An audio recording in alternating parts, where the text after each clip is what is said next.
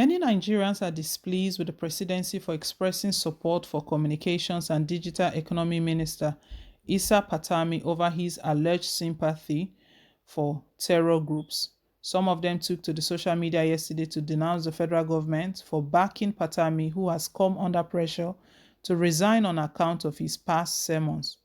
The opposition People's Democratic Party (PDP) said the embattled minister belongs to the De-Radicalization Center and not to the Federal Executive Council. It asked President Muhammadu Buhari to fire him. Leading Islamic body in the north, Jamaatul Nasril Islam (JNI) dismissed as false and disgusting an allegation linking it and Patami to the death of a former governor of Kaduna State, Mr. Patrick Yakowa. A social media report had claimed that the minister presided over the JNI meeting where the decision to kill Yakowa was taken. President Buhari's special advisor on media and publicity, Malam Gabashew, had said on Thursday that the administration stood by Patami, having rightly apologized for what he said in his early 2000s. He said, "The views were absolutely unacceptable then and would be equally unacceptable today were he to repeat them." According to Gabashew, critics do not really care what they may or may not have said come 20 years ago. That is merely the instrument they are using to attempt to cancel him. Reacting yesterday on Twitter to the presidency's position, former Minister of Education Obi Ezekwesili said she did not agree with government that any citizen can get away with any such blood-curdling rhetoric the latter made through the years. She added, "Was that one who swore oath to public office said and did the things a Nigerian governor has waved off. Yesterday's action by our president was an anticlimax. He has persisted in badly managing our country's diversity. Nigeria cannot, at this stage, avoid a genuine conversation about its future. The signs are too obvious for all to see and act on." In that singular act of siding with his Minister of Communication at Nigerian President at Muhammadu actually conveyed a message on his view of terrorism. Nigerians now know that his views align with that of his minister. It is now left to Nigerians to convey whether we agree with them. Some other critics wondered why government did not treat #EndSARS protesters, many of whom were teenagers, the same way it is now treating Patami for the views he reportedly made when he was also a teenager. They cited the case of #EndSARS promoter Bola Tito Odula, who was a victim of government's clampdown after the protests. Some others said the government left former Finance Minister Kemi Adeosun to her fate following a report that she forged her National Youth Service Corps (NYSC) discharge certificate. Adeosun resigned her appointment on September 14, 2018.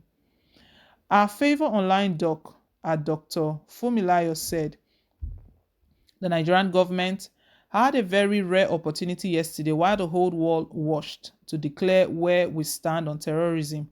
The Nigerian government was very loud and clear. We are a country that fully endorses terrorism.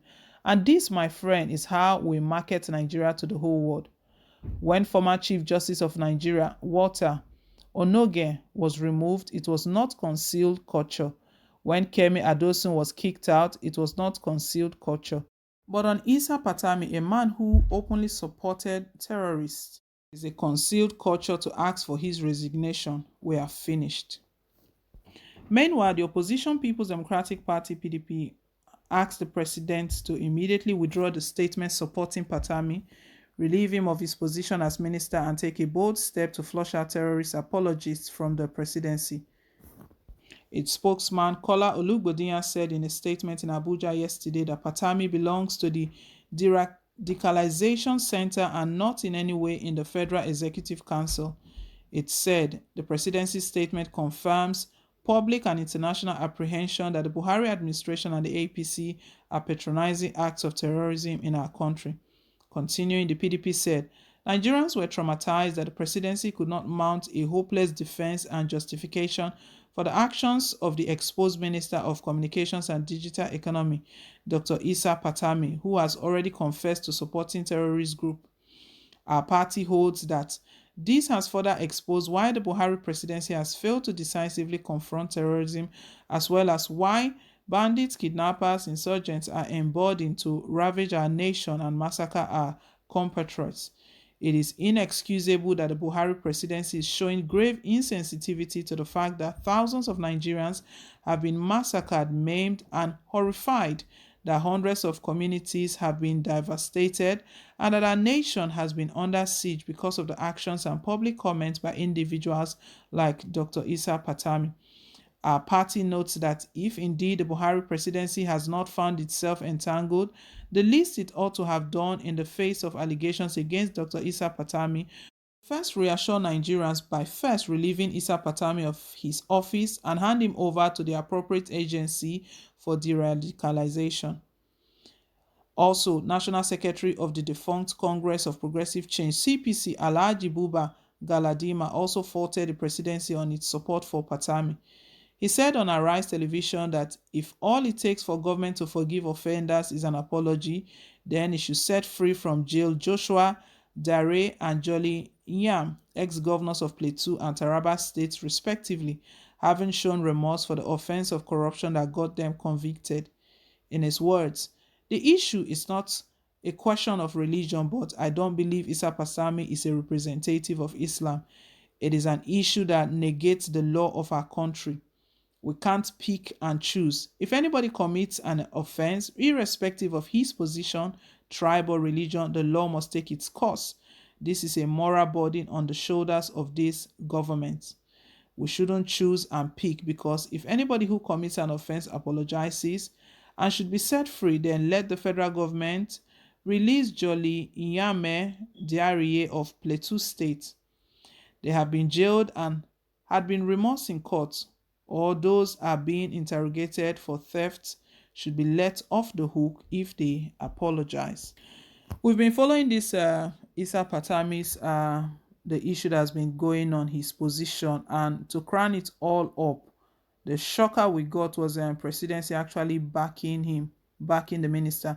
And PDP as the opposition party, one would think that it's just politics, but they stated the right thing, that the right thing to have done if presidency knows that they are not actually supporting him is to first relieve him of his duties, then hand him over to the appropriate agency to actually explain all of this, his statement, and to really look into him and check that he doesn't have a hand if truly he's claiming what he's claiming, to do the right thing, reassure Nigerians, because the step the president would take, the step presidency would take, will go a long way to show Nigerians what he stands for. But it's shameful that presidency have openly just confirmed what Nigerians are thinking, that they are in support of all of this insecurity, the terrorism we are facing in the country. Very sad. My people, let's hear your own take down below in the comment section. Thank you once again for staying tuned. Please don't forget to like, share, and to subscribe. Till I come your way again with more updates. Bye.